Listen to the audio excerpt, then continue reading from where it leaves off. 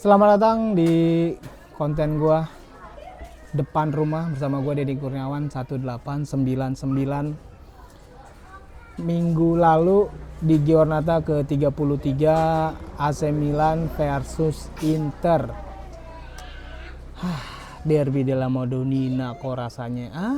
Bukan Derby della Madonnina, tapi itu adalah, kalau sebagai fans Inter mungkin itu suatu kebanggaan, Scudetto, terus menangnya lawan AC Milan. Tapi dari itu semua gue sih nggak peduli ya kalau Inter Scudetto, tapi harus ngasih selamat juga gitu ya, karena biar respect aja. Selamat buat Inter yang Scudetto, yang katanya Scudetto-nya yang ke-20, tapi katanya 18 tambah 1 sama dengan 20 katanya. Terus mantan presidennya harusnya dapat Scudetto-nya tuh 25. Ya, banyak-banyak dapat informasi ya kayak gitu. Jadi tuh ini adalah pencapaian Inter. Ya udah nggak usah bahas Inter karena tadi udah gue jelasin. Ini adalah hasil Derby della Madonnina-nya itu yang terburuk buat AC Milan karena 6 kali lawan Inter. 6 kali itu kalau satu lagi berarti pencapaiannya itu sama kayak badge of honor-nya atau juara Champions-nya AC Milan gitu, yang ke-7. Untung aja 6 kali. Tapi 6 kali itu artinya berapa ya? Pertemuannya berapa kali ya? Kalau 6 kali itu kayaknya itu termasuk ketemu di Champions League deh.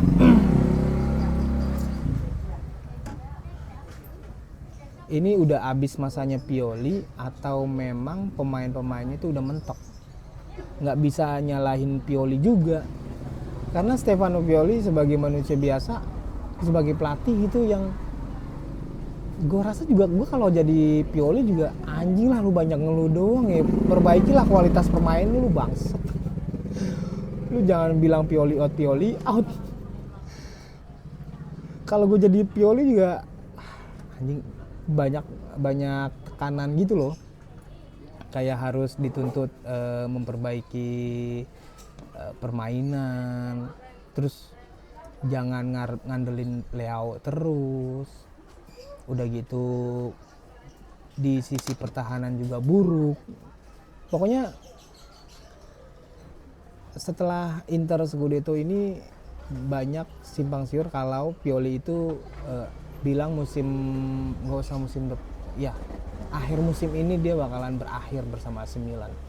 Cuman giliran ditanya teman-teman gue yang bilang Pioli out itu, ditanya gantinya siapa, nggak tahu, yang penting Pioli out. Ya berarti itu artinya dia cuma sebel sama Piolinya doang. Kalau cuma nggak merhatiin permainannya, ya sebagai fans bola kan nggak melulu soal statistik itu. Sama kayak gue juga soal senang bola juga ngeliatin doang, nggak ngerti, nggak paham gue tuh yang namanya statistik bola, passing kayak gitu-gitu, nggak ngerti gue.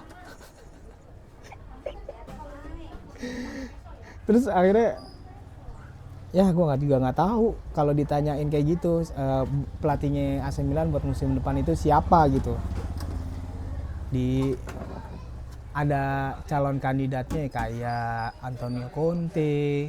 Terus yang terbaru ini dari Lopetegui. Ya itu kalau gue nggak salah penyebutan. Itu soal Milan. Nah kemarin nih gue bikin rekaman video ini, gue malamnya kita nih sebagai warga Indonesia, bangganya nauzubillah, ya Allah, timnas U23 lolos ke semifinal Piala Asia Qatar 2023 atau 2024.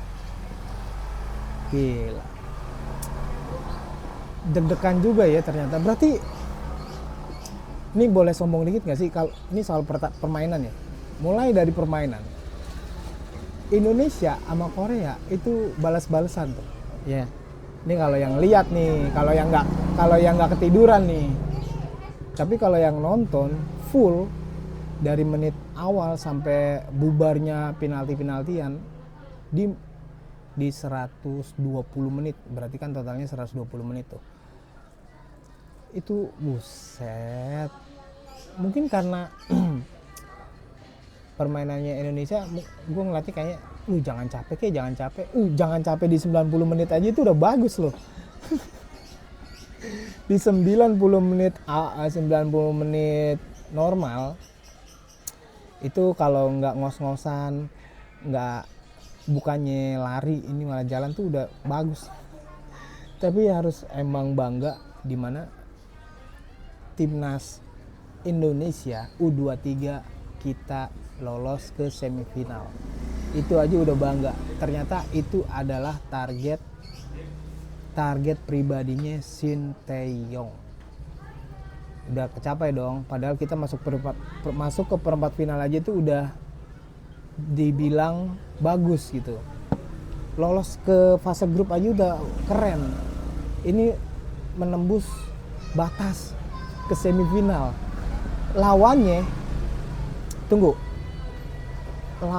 itu Uzbekistan kalau nggak salah. Yang lolos semifinal itu Jepang sama Indonesia, tapi bukan berarti Indonesia ketemunya Jepang. Ya pokoknya nggak ketemu Jepang di semifinalnya. Soalnya abis setelah pertandingan itu gue dengerin orang yang debat gitu, semifinalnya ketemu siapa? Ketemu Jepang.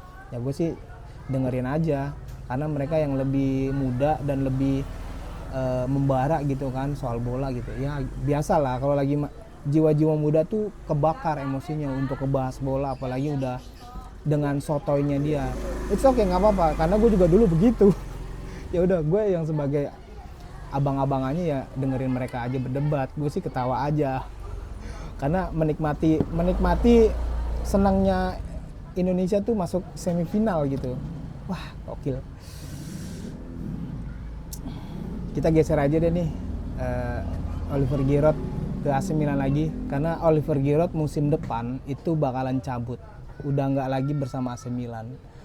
Dia bakal cabut ke MLS, Major League Soccer, Liga Amerika Serikat. Apa sih MLS lah ya? Ya udah gitu dah. Ke LA Galaxy FC, LAGFC. Apa sih? Los Angeles Football Club. Berarti Oliver Giroud masuk ke tahun ketiga ya, bersama AC Milan. Dan yang gue ingat, mungkin Milanisia lain juga pasti ingat, ini nomor 9 terakhir yang gacor setelah Inzaghi. Kalau nomor 9 setelah peninggalan Inzaghi itu ada dari Pato, Matri, Destro, Torres, terus Luis Adriano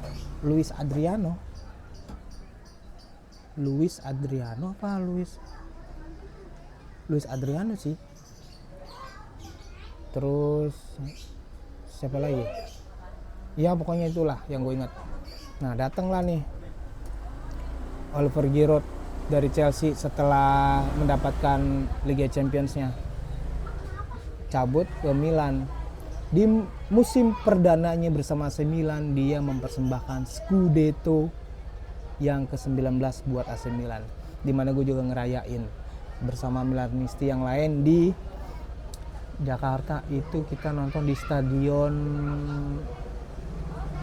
apa ya namanya ya, gue lupa itu, bareng sama Milanisti Indonesia yang lainnya tuh. Oke. Udah, habis itu nggak ada lagi tuh pencapaian yang mencolok atau dapet piala gitu selain itu.